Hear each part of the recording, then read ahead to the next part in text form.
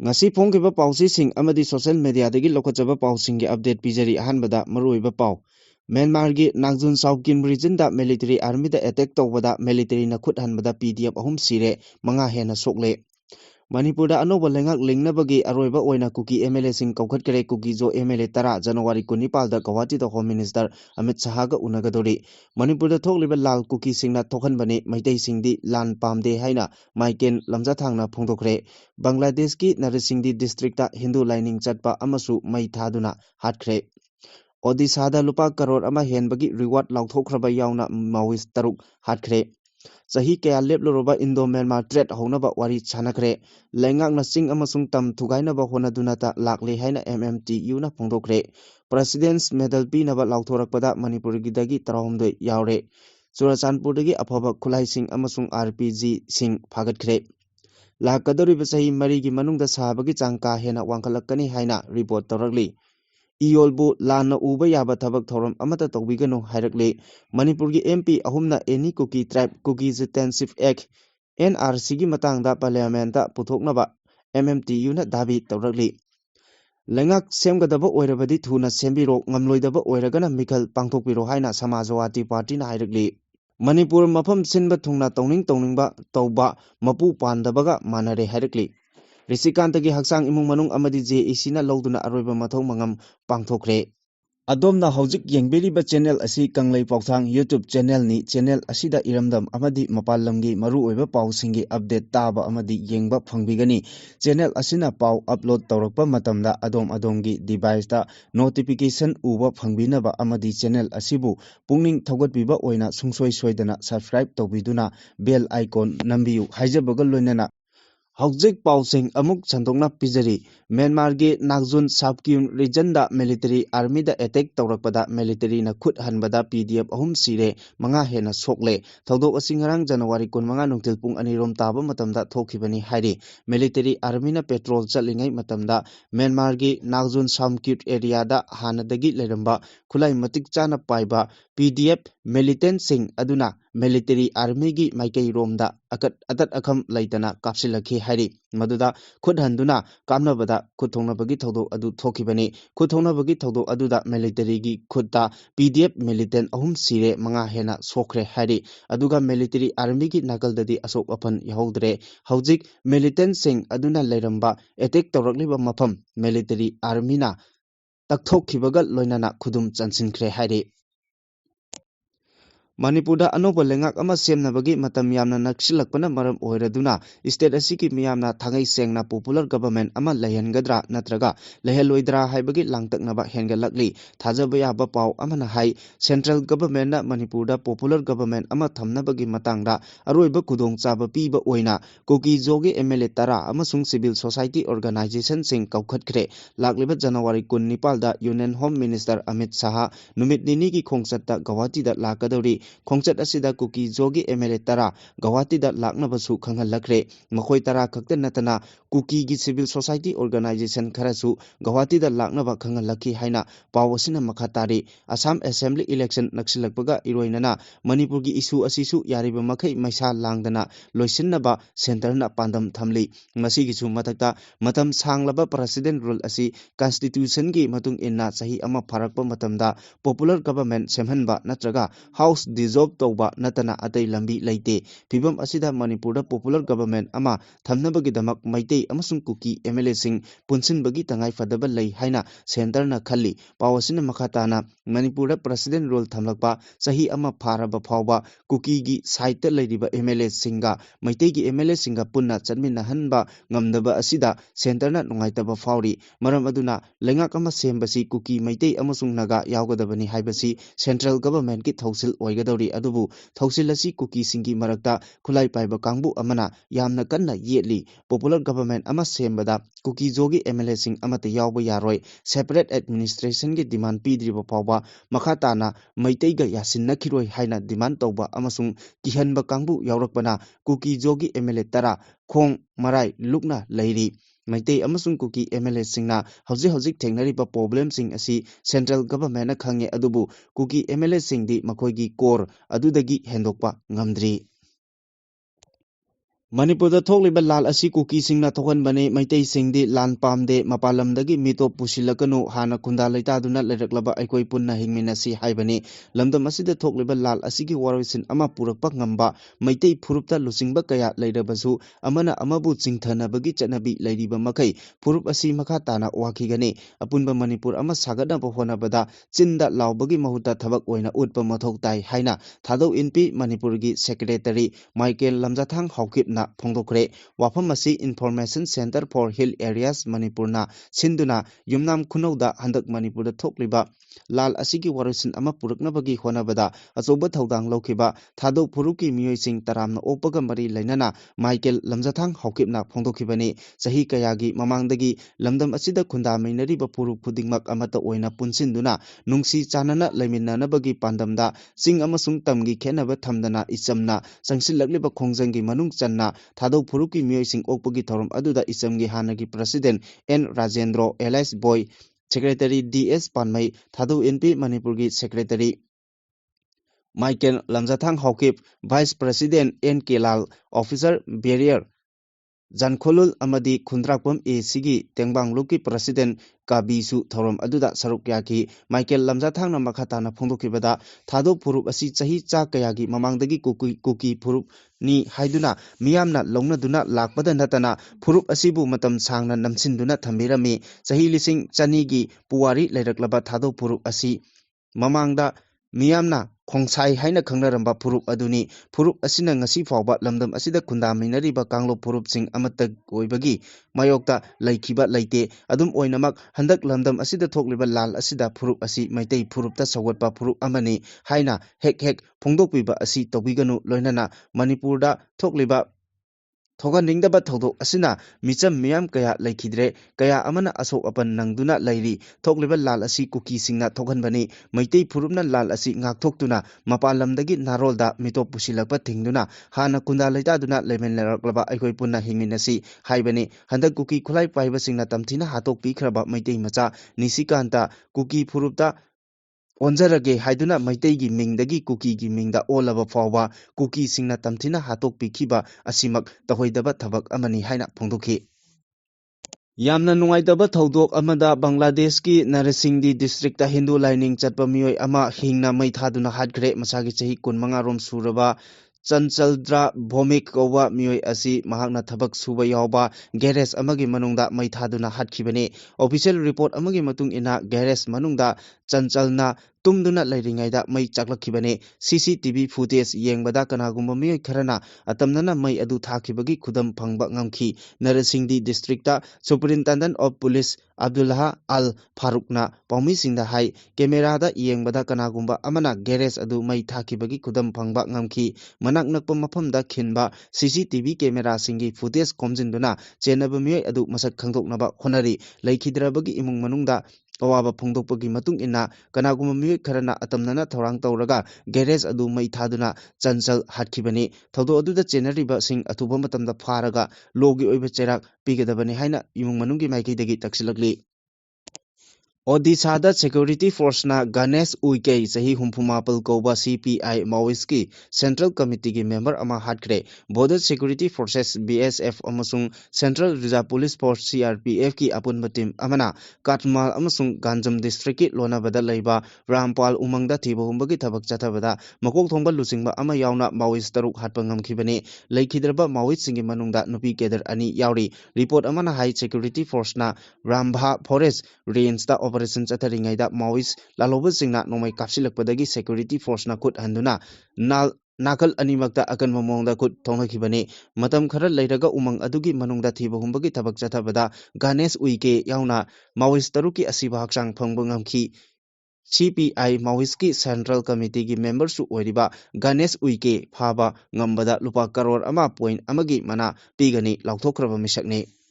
ꯂꯤꯁꯤꯡ ꯑꯅꯤ ꯀꯨꯟꯃꯥꯊꯣꯏꯗꯒꯤ ꯃꯇꯝ ꯁꯥꯡꯅ ꯏꯟꯗꯤꯌꯥ ꯑꯃꯁꯨꯡ ꯃ꯭ꯌꯥꯟꯃꯥꯔꯒ ꯃꯅꯤꯄꯨꯔꯒꯤ ꯃꯣꯔꯦ ꯐꯥꯎꯅ ꯇ꯭ꯔꯦꯗ ꯑꯦꯛꯁꯆꯦꯟꯖ ꯇꯧꯅꯕꯒꯤ ꯊꯕꯛꯁꯤꯡ ꯂꯦꯞꯂꯨꯔꯕ ꯃꯇꯨꯡꯗ ꯂꯩꯕꯥꯛ ꯑꯅꯤ ꯑꯁꯤꯒꯤ ꯂꯂꯣꯟ ꯏꯇꯤꯛ ꯇꯧꯅꯕ ꯍꯧꯅꯕꯒꯤꯗꯃꯛ ꯂꯩꯕꯥꯛ ꯑꯅꯤꯒꯤ ꯗꯦꯂꯤꯒꯦꯠꯁꯤꯡ ꯃ꯭ꯌꯥꯟꯃꯥꯔꯒꯤ ꯀꯦꯄꯤꯇꯦꯜ ꯅꯥꯏꯄꯤꯇꯥꯎꯗ ꯃꯤꯐꯝ ꯄꯥꯡꯊꯣꯛꯈ꯭ꯔꯦ ꯍꯥꯏꯔꯤ ꯑꯣꯐꯤꯁꯤꯌꯦꯜ ꯑꯣꯏꯕ ꯄꯥꯎꯒꯤ ꯃꯇꯨꯡ ꯏꯟꯅ ꯅꯥꯏꯄꯤꯇꯥꯎꯗ ꯄꯥꯡꯊꯣꯛꯈꯤꯕ ꯂꯩꯕꯥꯛ ꯑꯅꯤꯒꯤ ꯗꯦꯂꯤꯒꯦꯠꯁꯤꯡꯒꯤ ꯃꯤꯐꯝ ꯑꯗꯨꯗ ꯃꯇꯝ ꯀꯨꯏꯅ ꯂꯦꯞꯂꯨꯔꯕ ꯂꯦꯟ ꯇ꯭ꯔꯦꯗ ꯍꯥꯏꯕꯗꯤ ꯂꯩꯕꯥꯛ ꯑꯅꯤꯒꯤ ꯂꯂꯣꯟ ꯏꯇꯤꯛ ꯇꯧꯅꯕꯒꯤ ꯊꯕꯛ ꯑꯗꯨ ꯍꯧꯕ ꯌꯥꯅꯕꯒꯤꯗꯃꯛ ꯔꯣꯗ ꯃꯦꯞ ꯑꯃ ꯁꯦꯝꯗꯨꯅ ꯕꯥꯏꯂꯦꯇꯔꯦꯜ ꯂꯦꯟ ꯇ꯭ꯔꯦꯗ ꯑꯁꯤ ꯑꯊꯨꯕ ꯃꯇꯝꯗ ꯍꯧꯕ ꯌꯥꯅꯕꯒꯤꯗꯃꯛ ꯀꯨꯞꯅ ꯈꯟꯅꯈꯤ ꯍꯥꯏꯔꯤ ꯂꯩꯕꯥꯛ ꯑꯅꯤ ꯑꯁꯤꯅ ꯂꯦꯟ ꯇ꯭ꯔꯦꯗ ꯍꯧꯈꯤꯕ ꯑꯁꯤ ꯏꯟꯗꯤꯌꯥꯒꯤ ꯑꯣꯏꯅ ꯃꯣꯔꯦꯗ ꯂꯩꯕ ꯏꯟꯇꯤꯒ꯭ꯔꯦꯇꯦꯗ ꯆꯦꯛ ꯄꯣꯁꯠ ꯑꯗꯨꯒ ꯃꯣꯔꯦꯒꯤꯅ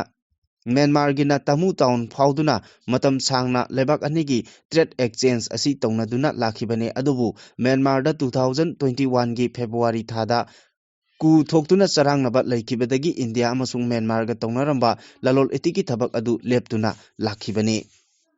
ꯏꯟꯗꯤꯌꯥ ꯑꯃꯁꯨꯡ ꯃꯅꯤꯄꯨꯔ ꯂꯩꯉꯥꯛꯅ ꯆꯤꯡ ꯇꯝ ꯊꯨꯒꯥꯏꯅꯕ ꯑꯃꯗꯤ ꯐꯨꯔꯨꯞ ꯃꯁꯦꯜ ꯅꯨꯡꯁꯤꯅꯗꯅꯕ ꯊꯧꯁꯤꯜ ꯑꯁꯤ ꯌꯥꯝꯅ ꯉꯜꯂꯤꯉꯩ ꯃꯇꯝꯗꯒꯤ ꯆꯠꯊꯗꯨꯅ ꯂꯥꯛꯂꯤ ꯍꯥꯏꯅ ꯃꯩꯇꯩ ꯇ꯭ꯔꯥꯏꯕ ꯌꯨꯅꯤꯌꯟꯒꯤ ꯁꯦꯀ꯭ꯔꯦꯇꯔꯤ ꯑꯣꯔꯒꯅꯥꯏꯖꯦꯁꯟ ꯇꯈꯦꯜꯂꯝꯕꯝ ꯄꯔꯤꯖꯥꯠꯅ ꯐꯣꯡꯗꯣꯛꯈ꯭ꯔꯦ ꯃꯅꯤꯄꯨꯔ ꯄ꯭ꯔꯦꯁ ꯀ꯭ꯂꯕꯀꯤ ꯊꯥꯡꯖꯤꯡ ꯍꯣꯜꯗ ꯃꯩꯇꯩ ꯇ꯭ꯔꯥꯏꯕ ꯌꯨꯅꯤꯌꯟꯅ ꯁꯤꯟꯗꯨꯅ ꯄꯥꯡꯊꯣꯛꯈꯤꯕ ꯄꯥꯎꯒꯤ ꯃꯤꯐꯝ ꯑꯗꯨꯗ MMTUꯒꯤ ꯁꯦꯀ꯭ꯔꯦꯇꯔꯤ ꯑꯣꯔꯒꯅꯥꯏꯖꯦꯁꯟꯅ ꯃꯈꯥ ꯇꯥꯔꯗꯨꯅ ꯍꯥꯏ ꯆꯠꯂꯤꯕ ꯊꯥ ꯑꯁꯤꯒꯤ ꯇꯥꯡ 24ꯗꯒꯤ ꯍꯧꯒꯗꯧꯔꯤꯕ ꯏꯟꯗꯤꯌꯥꯒꯤ ꯄꯥꯔꯂꯤꯌꯥꯃꯦꯟꯠ ꯃꯤꯐꯝ ꯑꯁꯤꯗ ꯃꯅꯤꯄꯨꯔꯒꯤ ꯏꯀꯥꯏ ꯈꯨꯝꯅꯔꯤꯕ MP ꯑꯍꯨꯝꯅ ꯃꯔꯨꯑꯣꯏꯕ ꯃꯅꯤꯄꯨꯔꯒꯤ ꯋꯥꯐꯝ ꯑꯍꯨꯝꯗꯪ ꯄꯥꯔꯂꯤꯌꯥꯃꯦꯟꯠꯇ ꯄꯨꯊꯣꯛꯄꯤꯗꯨꯅ ꯊꯕꯛ ꯑꯣꯏꯅ ꯄꯥꯡꯊꯣꯛꯅꯕ ꯇꯛꯁꯤꯟꯕꯤꯌꯨ ꯍꯧꯈꯤꯕ ꯀꯨꯝꯖꯥ 1969ꯗꯒꯤ ꯃꯅꯤꯄꯨꯔ ꯌꯨꯅꯤꯌꯟ ꯇꯦꯔꯤꯇꯣꯔꯤ ꯑꯦꯛꯀꯤ ꯃꯈꯥꯗ ꯃꯅꯤꯄꯨꯔꯒꯤ ꯑꯄꯨꯟꯕ ꯂꯝꯒꯤ ꯁꯔꯨꯛ ꯑꯁꯤ ꯆꯤꯡ ꯇꯝꯒꯤ ꯑꯣꯏꯅ ꯆꯥꯗ 50% ꯑꯣꯏꯔꯝꯃꯤ ꯑꯗꯨꯕꯨ ꯅꯣꯔꯊ ꯏꯁꯇꯔꯟ ꯔꯤꯀꯛꯅꯥꯏꯖꯦꯁꯟ ꯑꯦꯛ 1979 ꯑꯁꯤꯕꯨ 68 ꯁꯨꯕ ꯑꯦꯃꯦꯟꯗꯃꯦꯟꯠ ꯇꯧꯗꯨꯅ ꯃꯅꯤꯄꯨꯔꯗ ꯑꯥꯔꯇꯤꯀꯜ 371C ꯆꯟꯅꯔꯛꯄꯗꯒꯤ ꯆꯤꯡ ꯇꯝ ꯑꯅꯤꯒꯤ ꯃꯔꯛꯇ ꯌꯦꯡꯊꯤꯅꯕ ꯊꯧꯁꯤꯜ ꯆꯠꯊꯔꯛꯈꯤ ꯆꯍꯤ ꯑꯁꯤꯒꯤ ꯔꯤꯄꯕ꯭ꯂꯤꯛ ꯗꯦ ꯊꯧꯔꯝꯒ ꯃꯔꯤ ꯂꯩꯅꯅ ꯂꯩꯕꯥꯛ ꯑꯁꯤꯒꯤ ꯄ꯭ꯔꯁꯤꯗꯦꯟꯠꯅ ꯒꯦꯂꯦꯟꯇꯔꯤ ꯑꯃꯗꯤ ꯁꯔꯚꯤꯁ ꯃꯦꯗꯜꯒꯤꯗꯃꯛ police fire home guard civil defence ꯑꯃꯗꯤ ꯀꯔꯦꯛꯁꯅꯦꯜ ꯁꯔꯚꯤꯁꯀ ꯃꯔꯤ ꯂꯩꯅꯕ ꯄꯨꯟꯅ ꯄꯔꯁꯅꯦꯜ 932 ꯂꯥꯎꯊꯣꯔꯛꯄꯗ ꯃꯅꯤꯄꯨꯔ ꯄꯨꯂꯤꯁꯀꯤ ꯄꯔꯁꯅꯦꯜ 18 ꯌꯥꯎꯔꯛꯂꯦ ꯃꯦꯗꯜ ꯐꯣꯔ ꯒꯦꯂꯦꯟꯇꯔꯤꯒꯤꯗꯃꯛ ꯄꯨꯂꯤꯁ ꯄꯔꯁꯅꯦꯜ 115ꯒꯤ ꯃꯤꯡ ꯂꯥꯎꯊꯣꯛꯄꯗ ꯄꯨꯂꯤꯁ ꯐꯣꯔꯁꯇꯒꯤ ꯄꯔꯁꯅꯦꯜ 112 ꯑꯃꯗꯤ ꯐꯥꯌꯔ ꯁꯥꯔꯚꯤꯁꯇꯒꯤ ꯄꯔꯁꯅꯦꯜ 4 ꯌꯥꯎꯔꯛꯈꯤ ꯃꯦꯗꯜ ꯐꯣꯔ ꯒꯦꯂꯦꯟꯇꯔꯤꯒꯤꯗꯃꯛ ꯂꯥꯎꯊꯣꯔꯛꯄꯗ ꯃꯅꯤꯄꯨꯔ ꯄꯨꯂꯤꯁ ꯀꯃꯥꯟꯗꯣꯒꯤ personnel 5 president medal for distinguished ꯁꯥꯔꯚꯤꯁꯗ 1 ꯑꯃꯁꯨꯡ ꯃꯦꯗꯜ ꯐꯣꯔ ꯃꯦꯔꯤꯇꯣꯔꯤꯌꯁ ꯁꯥꯔꯚꯤꯁꯇ ꯄꯔꯁꯅꯦꯜ 8 ꯌꯥꯎꯔꯛꯈꯤꯕꯅꯤ ꯃꯦꯗꯜ ꯐꯣꯔ ꯒꯦꯂꯦꯟꯇꯔꯤꯗ ꯌꯥꯎꯔꯛꯂꯕ ꯃꯅꯤꯄꯨꯔ ꯄꯨꯂꯤꯁ ꯀꯃꯥꯟꯗꯣꯒꯤ ꯄꯔꯁꯅꯦꯜꯁꯤꯡ ꯑꯗꯨꯗꯤ assistant sub inspector Langoijam Lenin ꯁꯤꯡ assistant sub inspector Sidharth ꯊꯣꯛꯁꯣꯝ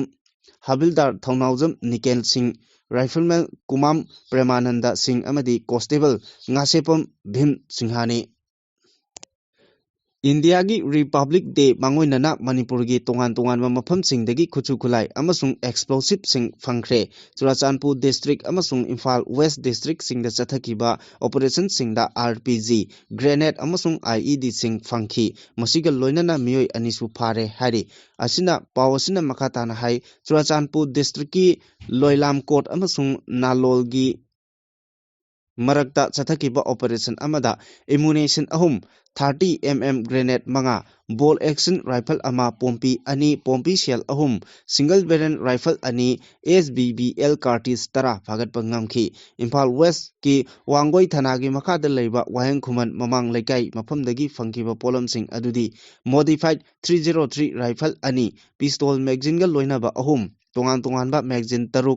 HE hand grenade 3 live round ammunition 12 detonator 1 mortar bomb shell 4 IED 1 explosive KG 1 ꯐꯥꯈꯤ ꯍꯥꯏꯔꯤ ꯑꯃꯔꯣꯝꯗ ꯐꯦꯖꯣꯜ ꯗꯤꯁꯇ꯭ꯔꯤꯛꯠꯀꯤ ꯖꯤꯔꯤꯕꯥꯝ ꯇꯤꯄꯥꯏꯃꯨꯛ ꯂꯝꯕꯤꯗ ꯑꯁꯥꯝ ꯔꯥꯏꯐꯜꯁꯅ ꯃꯤꯑꯣꯏ 2 ꯍꯥꯏꯕꯗꯤ ꯁꯥꯡꯀꯨꯟ ꯉꯥ ꯃꯤꯖꯣ ꯑꯃꯁꯨꯡ ꯃꯥꯏꯀꯦꯜ ꯂꯥꯅꯦꯊꯥꯟꯕꯨ ꯖꯦꯜꯇꯤꯟ ꯁ꯭ꯇ꯭ꯔꯤꯛ 30 ꯑꯃꯁꯨꯡ ꯗꯤꯇꯣꯅꯦꯇꯔ 10ꯒ ꯂꯣꯏꯅꯅ ꯐꯥꯔꯦ ꯃꯈꯣꯏꯗꯒꯤ ꯂꯨꯄꯥ $1.2 ꯔꯣꯝꯒꯤ ꯃꯃꯜ ꯑꯣꯏꯒꯗꯕ ꯕꯣꯂꯦꯔꯣꯒꯤ ꯒꯥꯔꯤ ꯑꯃꯁꯨ ꯐꯥꯈꯤ ꯍꯥꯏꯔꯤ ꯀꯨꯝꯖꯥ ꯂꯤꯁꯤꯡ ꯑꯅꯤ ꯀꯨꯟꯃꯉꯥꯗꯒꯤ ꯂꯤꯁꯤꯡ ꯑꯅꯤ ꯀꯨꯟꯃꯥꯄꯜ ꯐꯥꯎꯕꯗ ꯃꯥꯂꯦꯝ ꯑꯁꯤꯗ ꯁꯥꯕꯒꯤ ꯆꯥꯡ ꯁꯦꯜꯁꯤꯌꯁ ꯗꯤꯒ꯭ꯔꯤ 1.5 ꯍꯦꯟꯒꯠꯂꯛꯄ ꯌꯥꯏ ꯍꯥꯏꯅ ꯋꯥꯔꯜꯗ ꯃꯦꯇ꯭ꯔꯣꯂꯣꯖꯤꯀꯦꯜ ꯑꯣꯔꯒꯅꯥꯏꯖꯦꯁꯟꯒꯤ ꯔꯤꯄꯣꯔꯠ ꯑꯃꯅ ꯐꯣꯡꯗꯣꯛꯈ꯭ꯔꯦ꯫ ꯃꯥꯂꯦꯝꯗ ꯁꯥꯕꯒꯤ ꯆꯥꯡ ꯅꯣꯡꯃ ꯅꯣꯡꯃꯒꯤ ꯍꯦꯟꯒꯠꯂꯛꯇꯨꯅ ꯃꯤꯑꯣꯏꯕ ꯈꯛꯇ ꯅꯠꯇꯅ ꯊꯋꯥꯏ ꯄꯥꯟꯕ ꯈꯨꯗꯤꯡꯃꯛꯇ ꯈꯨꯗꯣꯡꯆꯥꯗꯕ ꯀꯌꯥꯃꯔꯨꯝ ꯃꯥꯌꯣꯛꯅꯔꯛꯄ ꯌꯥꯏ ꯍꯥꯏꯅꯁꯨ ꯔꯤꯄꯣꯔꯠ ꯑꯁꯤꯅ ꯐꯣꯡꯗꯣꯛꯂꯤ꯫ ꯍꯧꯖꯤꯛ ꯐꯥꯎꯕꯒꯤ ꯑꯣꯏꯅ ꯀꯨꯝꯖꯥ ꯂꯤꯁꯤꯡ ꯑꯅꯤ ꯀꯨꯟꯃꯔꯤꯅ ꯃꯥꯂꯦꯝꯗ ꯁꯥꯕꯒꯤ ꯆꯥꯡ ꯈ꯭ꯋꯥꯏꯗꯒꯤ ꯋꯥꯡꯕ ꯆꯍꯤꯅꯤ ꯍꯥꯏꯅ ꯂꯧꯅꯔꯤ꯫ ꯇꯣꯉꯥꯟ ꯇꯣꯉꯥꯟꯕ ꯃꯥꯂꯦꯝꯒꯤ ꯃꯐꯝꯗ ꯎꯃꯪ ꯀꯣꯛꯊꯣꯔꯛꯄ ꯑꯃꯗꯤ ꯁꯤꯡ ꯃꯩ ꯊꯥꯕꯒꯤ ꯆꯥꯡ ꯍꯦꯟꯒꯠꯂꯛꯄꯅ ꯃꯥꯂꯦꯝꯗ ꯁꯥꯕꯒꯤ ꯆꯥꯡ ꯑꯁꯤ ꯋꯥꯡꯈꯠꯂꯛꯄꯅꯤ ꯍꯥꯏꯔꯤ꯫ ꯀꯨꯝꯖꯥ ꯂꯤꯁꯤꯡ ꯑꯅꯤ ꯇꯔꯥꯃꯉꯥꯗ ꯃꯥꯂꯦꯝꯒꯤ ꯑꯏꯪ ꯑꯁꯥꯒꯤ ꯈꯜ ꯀꯥꯏꯍꯟꯗꯅ ꯊꯝꯅꯕꯒꯤ ꯃꯇꯥꯡꯗ ꯄꯥꯡꯊꯣꯛꯈꯤꯕ ꯄꯦꯔꯤꯁꯀꯤ ꯃꯤꯐꯝꯅ ꯃꯍꯧꯁꯥꯒꯤ ꯈꯜ ꯀꯥꯏꯍꯟꯗꯅ ꯊꯝꯅꯕ ꯊꯧꯔꯥꯡ ꯀꯌꯥ ꯂꯧꯈꯠꯂꯛꯀꯅꯤ ꯍꯥꯏꯅ ꯋꯥꯔꯦꯞ ꯂꯧꯕ ꯂꯩꯈ꯭ꯔꯕꯅꯤ꯫ ꯃꯤꯐꯝ ꯑꯗꯨꯗ ꯂꯧꯈꯤꯕ ꯋꯥꯔꯦꯞꯀꯤ ꯃꯇꯨꯡ ꯏꯟꯅ ꯃꯥꯂꯦꯝꯒꯤ ꯇꯣꯉꯥꯟ ꯇꯣꯉꯥꯟꯕ ꯂꯩꯕꯥꯛꯁꯤꯡꯅ ꯑꯏꯪ ꯑꯁꯥꯒꯤ ꯈꯜ ꯀꯥꯏꯍꯟꯗꯅ ꯊꯝꯅꯕꯒꯤ ꯃꯇꯥꯡꯗ ꯂꯧꯈꯠꯄ ꯊꯧꯔꯥꯡꯁꯤꯡꯒꯤ ꯑꯣꯏꯕ ꯔꯤꯄꯣꯔꯠ ꯑꯃ ꯄꯤꯈꯠꯂꯛꯅꯕ ꯈꯪꯍꯟꯈꯤ꯫ ꯃꯔꯨꯑꯣꯏꯅ ꯀꯨꯝꯖꯥ ꯂꯤꯁꯤꯡ ꯑꯅꯤ ꯀꯨꯟꯊ꯭ꯔꯥꯃꯥꯊꯣꯏꯗꯒꯤ ꯍꯧꯔꯒ ꯀꯨꯝꯖꯥ ꯂꯤꯁꯤꯡ ꯑꯅꯤ ꯀꯨꯟꯊ꯭ꯔꯥꯃꯉꯥ ꯐꯥꯎꯕꯗ ꯄꯥꯏꯈꯠꯄ ꯊꯧꯔꯥꯡꯁꯤꯡꯒꯤ ꯔꯤꯄꯣꯔꯠ ꯑꯃ UN ꯀ꯭ꯂꯥꯏꯃꯦꯠ ꯆꯦꯟꯖ ꯑꯣꯐꯤꯁꯇ ꯄꯤꯈꯠꯂꯛꯀꯗꯕꯅꯤ ꯍꯥꯏꯅ ꯋꯥꯔꯦꯞ ꯂꯧꯈꯤ꯫ WMOꯒꯤ ꯔꯤꯄꯣꯔꯠ ꯑꯁꯤꯅ ꯃꯈꯥ ꯇꯥꯅ ꯍꯥꯏ ꯀꯨꯝꯖꯥ ꯂꯤꯁꯤꯡ ꯑꯅꯤ ꯀꯨꯟꯃꯉꯥ ꯑꯃꯗꯤ ꯀꯨꯝꯖꯥ ꯂꯤꯁꯤꯡ ꯑꯅꯤ ꯀꯨꯟꯃꯥꯄꯟꯒꯤ ꯃꯔꯛꯇ ꯃꯥꯂꯦꯝꯗ ꯁꯥꯕꯒꯤ ꯆꯥꯡ ꯑꯁꯤ ꯀꯨꯝꯖꯥ ꯂꯤꯁꯤꯡ ꯑꯃ ꯆꯅꯤꯄꯥꯟ ꯌꯥꯡꯈꯩꯗꯒꯤꯅ ꯀꯨꯝꯖꯥ ꯂꯤꯁꯤꯡ ꯑꯃ ꯆꯃꯥꯄꯟ ꯐꯥꯎꯕꯗ ꯑꯣꯏꯈꯤꯕ ꯐꯤꯚꯝ ꯑꯗꯨꯗꯒꯤ ꯌꯥꯝꯗ꯭ꯔꯕꯗ ꯁꯦꯜꯁꯤꯌꯁ ꯗꯤꯒ꯭ꯔꯤ 1.9 ꯌꯧꯅ ꯍꯦꯟꯒꯠꯂꯛꯄ ꯌꯥꯏ꯫ ꯍꯥꯏꯔꯤꯕ ꯆꯍꯤ ꯃꯔꯤꯒꯤ ꯃꯇꯝ ꯑꯁꯤꯒꯤ ꯃꯅꯨꯡꯗ ꯀꯥ ꯍꯦꯟꯅ ꯁꯥꯕ ꯆꯍꯤ ꯑꯃ ꯌꯥꯎꯔꯛꯄ ꯌꯥꯏ꯫ ꯃꯗꯨꯅ ꯃꯔꯝ ꯑꯣꯏꯔꯒ ꯃꯤꯑꯣꯏꯕ ꯈꯨꯟꯅꯥꯏ ꯑꯃꯗꯤ ꯊꯋꯥꯏ ꯄꯥꯟꯕ ꯈꯨꯗꯤꯡꯃꯛꯇ ꯑꯆꯧꯕ ꯆꯩꯊꯦꯡ ꯑꯃ ꯁꯣꯏꯗꯅ ꯄꯤꯔꯛꯀꯅꯤ ꯍꯥꯏꯅ WMOꯒꯤ ꯔꯤꯄꯣꯔꯠ ꯑꯁꯤꯅ ꯐꯣꯡꯗꯣꯛꯂꯤ꯫ WMOꯒꯤ ꯗꯤꯄꯨꯇꯤ ꯁꯦꯀ꯭ꯔꯦꯇꯔꯤ ꯖꯦꯅꯔꯦꯜ ꯀꯣ ꯕꯥꯔꯦꯐꯅ ꯍꯥꯏ ꯍꯧꯖꯤꯛ ꯐꯥꯎꯕꯒꯤ ꯑꯣꯏꯅ ꯃꯥꯂꯦꯝꯗ ꯁꯥꯕꯒꯤ ꯆꯥꯡ ꯈ꯭ꯋꯥꯏꯗꯒꯤ ꯋꯥꯡꯕ ꯆꯍꯤ 10 ꯈꯪꯗꯣꯛꯄ ꯉꯝꯈ꯭ꯔꯦ꯫ ꯃꯇꯨꯡ ꯇꯥꯔꯛꯄꯗ ꯁꯥꯕꯒꯤ ꯆꯥꯡ ꯑꯃꯨꯛꯀ ꯍꯦꯟꯅ ꯍꯦꯟꯒꯠꯂꯛꯄ ꯇꯥꯔꯕꯗꯤ ꯂꯧꯎ ꯁꯤꯡꯎꯗ ꯑꯀꯥꯏꯕ ꯊꯣꯛꯇꯨꯅ ꯆꯤꯟꯖꯥꯛ ꯐꯪꯗꯕꯒꯤ ꯑꯋꯥꯕ ꯀꯌꯥꯃꯔꯨꯝ ꯃꯥꯌꯣꯛꯅꯔꯛꯄ ꯌꯥꯏ ꯍꯥꯏꯔꯤ꯫ ꯈꯥ ꯑꯦꯁꯤꯌꯥꯒꯤ ꯃꯇꯥꯡꯗ ꯃꯍꯥꯛꯅ ꯍꯥꯏ ꯃꯃꯥꯡꯒꯤ ꯆꯍꯤꯁꯤꯡꯒ ꯌꯦꯡꯅꯕ ꯃꯇꯝꯗ ꯈꯥ ꯑꯦꯁꯤꯌꯥꯒꯤ ꯂꯩꯕꯥꯛ ꯑꯌꯥꯝꯕꯗ ꯅꯣꯡꯖꯨꯒꯤ ꯆꯥꯡ ꯍꯦꯟꯒꯠꯂꯛꯇꯨꯅ ꯃꯤꯑꯣꯏꯕ ꯈꯨꯟꯅꯥꯏꯗ ꯑꯆꯧꯕ ꯆꯩꯊꯦꯡ ꯑꯃ ꯄꯤꯔꯛꯄ ꯊꯦꯡꯅꯔꯦ꯫ ꯏꯟꯗꯤꯌꯟ ꯃꯦꯇ꯭ꯔꯣꯂꯣꯖꯤꯀꯦꯜ ꯗꯤꯄꯥꯔꯠꯃꯦꯟꯠꯒꯤ ꯔꯤꯄꯣꯔꯠ ꯑꯃꯒꯤ ꯃꯇꯨꯡ ꯏꯟꯅ ꯍꯧꯈꯤꯕ ꯆꯍꯤ 5ꯒꯤ ꯃꯅꯨꯡꯗ ꯆꯍꯤ 4ꯗꯤ ꯅꯣꯡꯖꯨꯒꯤ ꯆꯥꯡ ꯀꯥ ꯍꯦꯟꯅ ꯋꯥꯡꯈꯤ꯫ ꯃꯗꯨꯅ ꯃꯔꯝ ꯑꯣꯏꯔꯒ ꯏꯁꯤꯡ ꯏꯆꯥꯎ ꯊꯣꯛꯇꯨꯅ ꯃꯍꯩ ꯃꯔꯣꯡ ꯀꯌꯥꯃꯔꯨꯝ ꯑꯃꯥꯡ ꯑꯇꯥ ꯊꯣꯛꯈꯤ꯫ ꯏꯌꯣꯜꯅ ꯉꯁꯤ ꯐꯥꯎꯕ ꯀꯅꯥꯒꯨꯝꯕ ꯑꯃꯠꯇꯗ ꯑꯀꯟ ꯑꯔꯤꯡ ꯁꯤꯡꯕ ꯑꯃꯁꯨꯡ ꯑꯊꯤꯡꯕ ꯄꯤꯈꯤꯕ ꯂꯩꯇꯦ, ꯅꯝꯐꯨ ꯍꯥꯐꯨ ꯇꯧꯈꯤꯕꯁꯨ ꯂꯩꯇꯦ꯫ ꯃꯔꯝ ꯑꯗꯨꯅ ꯏꯌꯣꯜꯕꯨ ꯂꯥꯟꯅ ꯎꯍꯟꯕ ꯌꯥꯕ ꯊꯕꯛ ꯑꯃꯠꯇ ꯇꯧꯕꯤꯒꯅꯨ, ꯂꯣꯏꯅꯅ ꯃꯈꯥ ꯇꯥꯕ ꯊꯕꯛ ꯊꯧꯔꯝꯁꯤꯡꯗꯁꯨ ꯁꯧꯒꯠꯄꯤꯌꯨ ꯍꯥꯏꯅ ꯏꯌꯣꯜꯒꯤ ꯄꯕ꯭ꯂꯤꯁꯤꯇꯤ ꯁꯦꯀ꯭ꯔꯦꯇꯔꯤ ꯂꯣꯋꯥꯡ ꯂꯩꯃꯅ ꯊꯥꯗꯣꯔꯛꯄ ꯆꯦꯔꯣꯜ ꯑꯃꯅ ꯍꯥꯏꯔꯤ꯫ ꯆꯦꯔꯣꯜ ꯑꯁꯤꯅ ꯃꯈꯥ ꯇꯥꯅ ꯈꯨꯟꯅꯥꯏ ꯑꯁꯤꯒꯤ ꯃꯤꯌꯥꯝꯒꯤ ꯄꯣꯛꯄꯗꯒꯤ ꯁꯤꯕ ꯐꯥꯎꯕꯒꯤ ꯊꯧꯔꯝꯁꯤꯡ, ꯃꯔꯨꯑꯣꯏꯅ ꯂꯨꯍꯣꯡ ꯈꯣꯡꯗꯣꯡꯕ ꯑꯁꯤ ꯌꯥꯔꯤꯕ ꯃꯈꯩ ꯆꯥꯎꯊꯣꯛꯍꯟꯗꯅ ꯑꯃꯗꯤ ꯑꯩꯈꯣꯏꯒꯤ ꯅꯥꯠꯀ ꯆꯥꯟꯅ ꯆꯨꯅꯗꯕ ꯊꯕꯛ ꯊꯧꯔꯝ ꯑꯃꯠꯇ ꯇꯧꯁꯤꯟ ꯌꯥꯠꯁꯤꯟꯗꯅꯕ ꯏꯌꯣꯜꯅ ꯆꯣꯛꯊꯕ ꯅꯥꯏꯗꯅ ꯃꯃꯥꯡ ꯆꯍꯤ ꯂꯤꯁꯤꯡ ꯑꯅꯤ ꯀꯨꯟꯃꯔꯤꯗꯒꯤ ꯍꯧꯗꯨꯅ ꯂꯥꯛꯂꯤ꯫ ꯏꯌꯣꯜꯅ ꯍꯧꯖꯤꯛ ꯐꯥꯎꯕꯗ ꯑꯦꯁꯦꯝꯕ꯭ꯂꯤ ꯀꯟꯁꯇꯤꯇ꯭ꯌꯨꯑꯦꯟꯁꯤ 18ꯇ ꯃꯤꯌꯥꯝꯒꯤ ꯃꯤꯐꯝ 150ꯒꯤ ꯃꯊꯛꯇ ꯄꯥꯡꯊꯣꯛꯈ꯭ꯔꯦ꯫ ꯆꯩꯔꯛ ꯑꯁꯤꯗ ꯏꯌꯣꯜꯒ ꯃꯤꯌꯥꯝꯒ ꯋꯥꯈꯜ ꯇꯥꯃꯤꯟꯅꯕꯒꯤ ꯀꯦꯝꯄꯦꯟ ꯑꯁꯤꯅ ꯀꯣꯚꯔ ꯇꯧꯕ ꯉꯝꯍꯧꯗ꯭ꯔꯕ ꯃꯐꯝꯁꯤꯡꯗ ꯑꯁꯨꯛ ꯀꯨꯏꯅ ꯂꯦꯞꯇꯅ ꯆꯠꯊꯔꯛꯄ ꯄꯕ꯭ꯂꯤꯛ ꯃꯦꯟ ꯀꯦꯝꯄꯦꯟ ꯑꯁꯤꯕꯨ ꯇꯥꯁꯤꯟ ꯎꯁꯤꯟꯅꯗꯕ ꯃꯑꯣꯡꯗ ꯄꯪꯇꯧ ꯇꯧꯁꯤꯟꯕ ꯌꯥꯎꯔꯛꯄ ꯑꯁꯤ ꯈ꯭ꯋꯥꯏꯗꯒꯤ ꯂꯥꯏꯕꯛ ꯊꯤꯕꯅꯤ꯫ ꯆꯍꯤ ꯂꯤꯁꯥꯡꯁꯤꯠꯅ ꯄ꯭ꯔꯤꯟꯠ ꯑꯃꯗꯤ ꯏꯂꯦꯛꯇ꯭ꯔꯣꯅꯤꯛ ꯃꯤꯗꯤꯌꯥꯁꯤꯡꯒꯤ ꯈꯨꯠꯊꯥꯡꯗ ꯏꯌꯣꯜꯅ ꯄꯥꯎꯖꯦꯜ ꯄꯤꯗꯨꯅ ꯂꯥꯛꯂꯤꯕ ꯑꯁꯤꯗ ꯇꯥꯁꯤꯟ ꯎꯁꯤꯟꯅꯗꯕꯒꯤ ꯃꯑꯣꯡꯗ ꯂꯨꯍꯣꯡꯕꯒꯤ ꯊꯧꯔꯝꯁꯤꯡꯗ ꯄꯪꯇꯧ ꯇꯧꯁꯤꯜꯂꯛꯄ ꯑꯁꯤ ꯏꯌꯣꯜꯅ ꯈ꯭ꯋꯥꯏꯗꯒꯤ ꯑꯋꯥꯡꯕ ꯊꯥꯛꯇ ꯀꯟꯗꯦꯝ ꯇꯧꯏ꯫ ꯏꯌꯣꯜꯒꯤ ꯀꯦꯝꯄꯦꯟ ꯃꯃꯨꯠ ꯇꯥꯅ ꯌꯧꯁꯤꯟꯕ ꯉꯝꯗ꯭ꯔꯤꯕ ꯃꯐꯝꯁꯤꯡꯗ ꯈꯨꯟꯅꯥꯏ ꯑꯁꯤꯒꯤ ꯑꯆꯧ ꯑꯁꯥꯡ, ꯌꯥꯏꯇꯣꯡ ꯈꯝꯗꯣꯡꯕꯁꯤꯡꯅ ꯇꯧꯒꯦ ꯌꯥꯎꯅ ꯇꯧꯕ ꯃꯥꯟꯕ ꯃꯑꯣꯡꯗ ꯂꯨꯍꯣꯡꯕꯒꯤ ꯊꯧꯔꯝꯁꯤꯡꯗ ꯂꯨꯄꯥ ꯂꯥꯈ ꯀꯌꯥ ꯆꯪꯍꯟꯗꯨꯅ ꯐꯤꯖꯪ ꯈꯟꯖꯤꯟꯕ ꯑꯁꯤ ꯇꯧꯕꯤꯒꯅꯨ꯫ ꯏꯌꯣꯜꯅ ꯍꯟꯖꯤꯟ ꯍꯟꯖꯤꯟ ꯍꯥꯏꯗꯨꯅ ꯂꯥꯛꯄ ꯑꯃꯗꯤ ꯃꯤꯌꯥꯝꯒꯤ ꯈꯣꯜꯂꯥꯎ ꯇꯥꯕꯤꯗꯕ ꯑꯁꯤ ꯈ꯭ꯋꯥꯏꯗꯒꯤ ꯂꯥꯏꯕꯛ ꯊꯤꯕꯅꯤ ꯑꯃꯁꯨꯡ ꯇꯨꯡꯗ ꯅꯤꯡꯉꯝꯗꯕ ꯂꯥꯏꯒꯤ ꯋꯥꯌꯦꯜ ꯂꯥꯛꯄ ꯌꯥꯏ꯫ ꯏꯌꯣꯜꯅ ꯐꯤꯖꯪ ꯈꯟꯕꯁꯤꯡ ꯊꯤꯡꯕ ꯂꯩꯇꯦ, ꯁꯨꯞꯅꯇꯒꯤ ꯁꯦꯜ ꯀꯥ ꯍꯦꯟꯅ ꯆꯪꯍꯟꯗꯕ, ꯃꯥꯟꯗꯞ ꯃꯌꯥꯏ, ꯕꯣꯔ ꯐꯝꯐꯝꯅꯆꯤꯡꯕ ꯈꯟꯕꯗ ꯀꯅꯥꯅꯁꯨ ꯍꯥꯏꯅꯤꯡꯉꯥꯏ ꯊꯤꯡꯅꯤꯡꯉꯥꯏ ꯂꯩꯇꯦ꯫ ꯂꯥꯏꯔꯕꯅ ꯉꯝꯕ ꯈꯨꯟꯅꯥꯏ ꯑꯣꯏꯕꯅ ꯑꯃꯗꯤ ꯁꯦꯟꯊꯣꯛꯁꯨ ꯂꯩꯖꯗꯕ ꯃꯤꯅ ꯑꯌꯥꯝꯕ ꯑꯣꯏꯕ ꯈꯨꯟꯅꯥꯏ ꯑꯣꯏꯕꯅ ꯏꯅꯥꯛ ꯀꯩꯔꯥꯛ ꯈꯨꯟꯕ ꯈꯔꯒꯤ ꯃꯇꯧ ꯇꯝꯕꯗ ꯂꯥꯏꯔꯕꯁꯤꯡꯗꯤ ꯀꯣꯛꯇ ꯈꯨꯠ ꯍꯥꯞꯂꯤꯕꯅꯤ꯫ ꯏꯌꯣꯜꯅ ꯍꯣꯠꯅꯔꯤꯕ ꯑꯁꯤ ꯃꯍꯥꯝ ꯇꯥꯍꯟꯕ ꯌꯥꯕ ꯃꯇꯧ ꯇꯝꯕꯒꯤ ꯆꯠꯅꯕꯤ ꯑꯁꯤ ꯁꯦꯝꯗꯣꯛꯃꯤꯟꯅꯕꯗ ꯃꯁꯥ ꯃꯁꯥꯅ ꯌꯥꯅꯤꯡꯕ ꯋꯥꯈꯜ ꯇꯥꯅ ꯑꯑꯣꯟꯕ ꯄꯨꯔꯛꯄ ꯑꯗꯨꯅꯤ ꯍꯥꯏꯕꯁꯨ ꯊꯝꯖꯔꯤ꯫ ꯊꯥ ꯑꯁꯤꯒꯤ ꯀꯨꯟꯅꯤꯄꯥꯜꯗꯒꯤ ꯍꯧꯒꯗꯧꯔꯤꯕ ꯏꯟꯗꯤꯌꯥꯒꯤ ꯄꯥꯔꯂꯤꯌꯥꯃꯦꯟ ꯃꯤꯐꯝ ꯑꯁꯤꯗ ꯃꯅꯤꯄꯨꯔꯒꯤ MP ꯑꯍꯨꯝꯅ ꯃꯅꯤꯄꯨꯔꯒꯤ ꯃꯔꯨꯑꯣꯏꯕ ꯏꯁꯨ ꯑꯣꯏꯔꯤꯕ ꯑꯦꯅꯤ ꯀꯨꯀꯤ ꯇ꯭ꯔꯥꯏꯕ ꯀꯨꯀꯤ ꯆꯤꯞꯇꯦꯟꯁꯤꯞ ꯑꯦꯛ ꯑꯃꯁꯨꯡ NRCꯒꯤ ꯃꯇꯥꯡꯗ ꯄꯥꯔꯂꯤꯌꯥꯃꯦꯟꯇ ꯄꯨꯊꯣꯛꯇꯨꯅ ꯊꯕꯛ ꯑꯣꯏꯅ ꯄꯥꯡꯊꯣꯛꯅꯕ ꯇꯛꯁꯤꯟꯕꯤꯌꯨ ꯍꯥꯏꯅ ꯄ꯭ꯔꯦꯁ ꯀ꯭ꯂꯕꯇ ꯄꯥꯡꯊꯣꯛꯈꯤꯕ ꯄꯥꯎꯒꯤ ꯃꯤꯐꯝ ꯑꯃꯗ MMTUꯒꯤ ꯁꯦꯀ꯭ꯔꯦꯇꯔꯤ ꯑꯣꯔꯒꯅꯥꯏꯖꯦꯁꯟ ꯇꯈꯦꯜꯂꯝꯕꯝ ꯄꯔꯤꯖꯥꯠꯅ ꯃꯈꯥ ꯇꯥꯅ ꯐꯣꯡꯗꯣꯛꯈ꯭ꯔꯦ꯫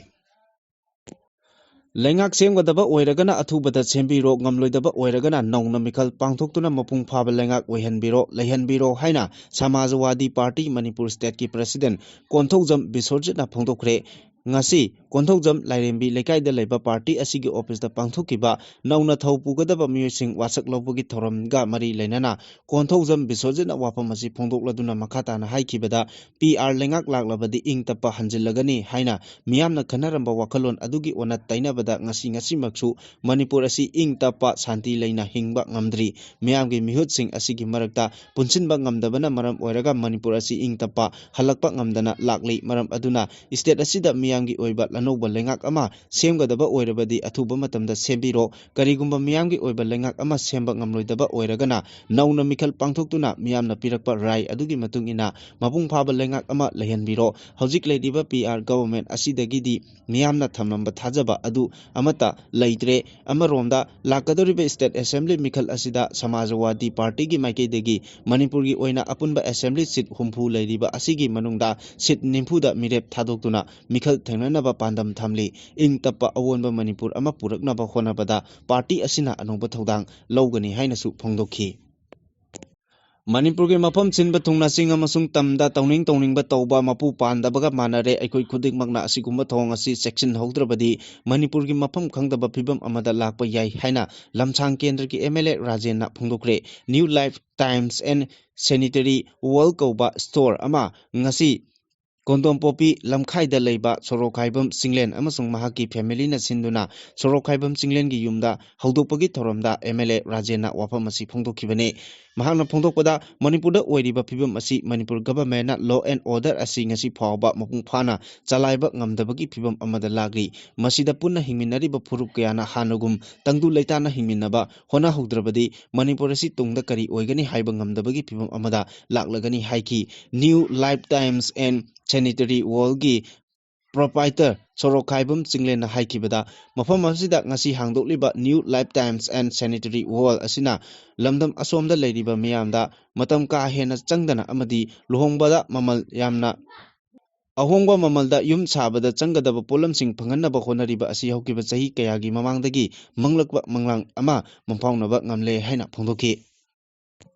ꯊꯥ ꯑꯁꯤꯒꯤ 12ꯗ ꯆꯨꯔꯆꯥꯟꯄꯨꯔ ꯗꯤꯁꯇ꯭ꯔꯤꯛ ꯍꯦꯗꯀ꯭ꯋꯥꯇꯔꯒꯤ ꯇꯨꯏꯕꯣꯡꯗꯒꯤ ꯀꯨꯀꯤ ꯈꯨꯠꯂꯥꯏ ꯄꯥꯏꯕꯁꯤꯡꯅ ꯐꯥꯗꯨꯅ ꯄꯨꯈ꯭ꯔꯒ ꯗꯤꯁꯇ꯭ꯔꯤꯛ ꯑꯁꯤꯒꯤ ꯅꯦꯠꯖꯥꯡ ꯀꯨꯀꯤ ꯈꯨꯜꯗ ꯅꯣꯡꯃꯩꯅ ꯀꯥꯞꯇꯨꯅ ꯍꯥꯠꯇꯣꯛꯄꯤꯈ꯭ꯔꯕ ꯀꯛꯆꯤꯡ ꯈꯨꯅꯧꯗꯒꯤ ꯃꯌꯥꯡꯂꯝꯕꯝ ꯔꯤꯁꯤꯀꯥꯟꯇꯒꯤ ꯑꯁꯤꯕ ꯍꯛꯆꯥꯡ ꯑꯔꯣꯏꯕ ꯃꯊꯧ ꯃꯉꯝ ꯄꯥꯡꯊꯣꯛꯅꯕꯒꯤꯗꯃꯛ ꯖꯦꯅꯤꯝꯁꯀꯤ ꯃꯣꯔꯒꯇꯒꯤ ꯏꯃꯨꯡ ꯃꯅꯨꯡ ꯑꯃꯗꯤ JACꯅ ꯂꯧꯈ꯭ꯔꯦ꯫ ꯏꯃꯨꯡ ꯃꯅꯨꯡ ꯑꯃꯗꯤ JACꯅ ꯂꯩꯈꯤꯗ꯭ꯔꯕ ꯔꯤꯁꯤꯀꯥꯟꯇꯒꯤ ꯍꯛꯆꯥꯡ ꯑꯁꯤ JACꯅ ꯇꯥꯜꯂꯤꯕ ꯗꯤꯃꯥꯟꯁꯤꯡ ꯂꯩꯉꯥꯛꯅ ꯊꯕꯛꯇ ꯑꯣꯟꯊꯣꯔꯛꯇ꯭ꯔꯕꯗꯤ ꯂꯧꯔꯣꯏ ꯍꯥꯏꯅ ꯂꯩꯔꯝꯕ ꯑꯗꯨ ꯃꯅꯤꯄꯨꯔꯒꯤ ꯒꯚꯔꯅꯔ ꯑꯖꯌ ꯀꯨꯃꯥꯔ ꯚꯜꯂꯥꯅ ꯏꯃꯨꯡ ꯃꯅꯨꯡ ꯑꯃꯗꯤ JACꯅ ꯇꯥꯜꯂꯤꯕ ꯗꯤꯃꯥꯟꯁꯤꯡ ꯊꯕꯛꯇ ꯑꯣꯟꯊꯣꯛꯂꯒꯅꯤ ꯍꯥꯏꯕꯒꯤ ꯊꯥꯖꯕ ꯄꯤꯔꯛꯄꯗꯒꯤ ꯊꯋꯥꯏ ꯌꯥꯎꯗ꯭ꯔꯕ ꯔꯤꯁꯤꯀꯥꯟꯇꯒꯤ ꯍꯛꯆꯥꯡ ꯂꯧꯈꯤꯕꯅꯤ ꯍꯥꯏꯔꯤ꯫ ꯑꯃꯔꯣꯝꯗ ꯒꯚꯔꯅꯔꯅ JAC ꯑꯃꯗꯤ ꯏꯃꯨꯡ ꯃꯅꯨꯡꯅ ꯇꯥꯜꯂꯤꯕ ꯗꯥꯕꯤꯁꯤꯡ ꯊꯕꯛꯇ ꯑꯣꯟꯊꯣꯛꯇꯕ ꯇꯥꯔꯕꯗꯤ ꯃꯈꯥ ꯇꯥꯅ JACꯅ ꯃꯈꯥ ꯇꯥꯕ ꯈꯣꯡꯖꯪ ꯀꯌా ꯆꯪꯁꯤꯜꯂꯛꯈꯤꯒꯅꯤ ꯍꯥꯏꯔꯤ꯫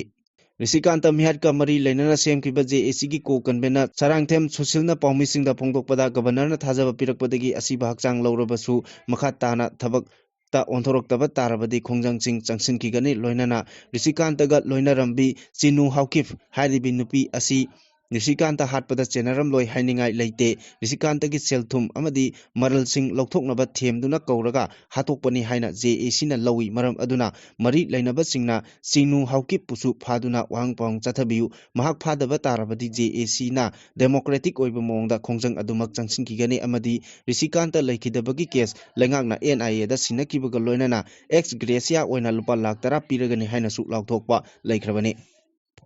Makha tarakpa pauda Mizoram state kumja lisingani kunmangadagi sahi asigi January 12 faubada lupa karor chamaga marifu 13.93 gi drug sing phagatpa ngamle loinana state asi drug na khwaidagi chawna saitheng piba ama oiri masibu mayoknaba amadi muthatpada lengak amasung miyamna punna khonaminaba mathok tai haina Mizoram gi chief minister na phongthokre wafam asi chief minister na anti drugs operation sing yengsinaba NGO sing amasung official singa loinana pangthokpa high level meeting amada wafam asi phongdokhibani meeting aduda home minister ki sadanga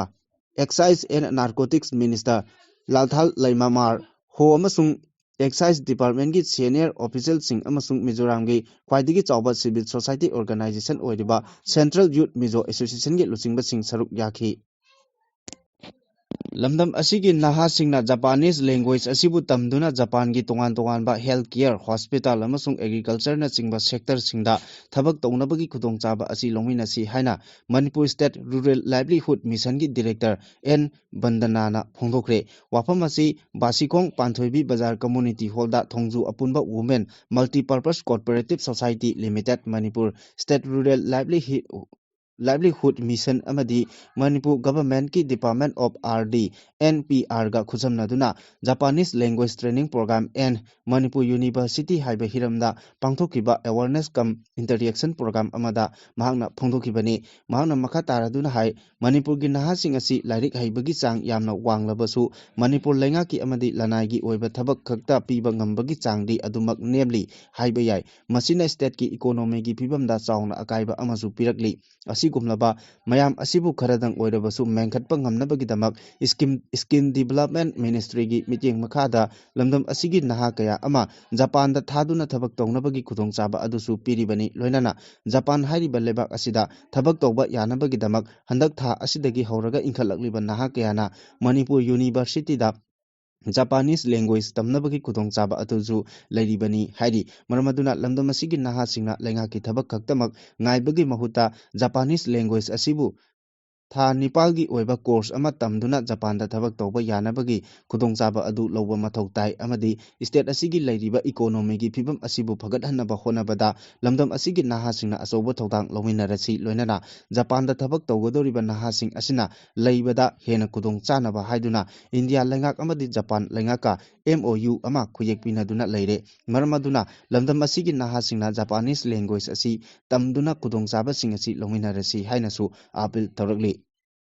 Makatarakpa pauda North East Frontier Railway Dimapur gi Dhansri amasung Kohima gi Jobja fawba anoba rail line gi thabak mapung phana paikali thorang asigi Nagaland gi konung Kohima Bharat ki rail network ki map ta chalagani kilometer 79.92 sangadaba rail project asina Assam gi Karbi Anglong amasung Nagaland gi Sumu Kedima amasung Kohima jila ga chamnagani masida punna tunnel kun achoba thong kun taret amasung apikpa thong chamani phumapal laigani railway line asi service toba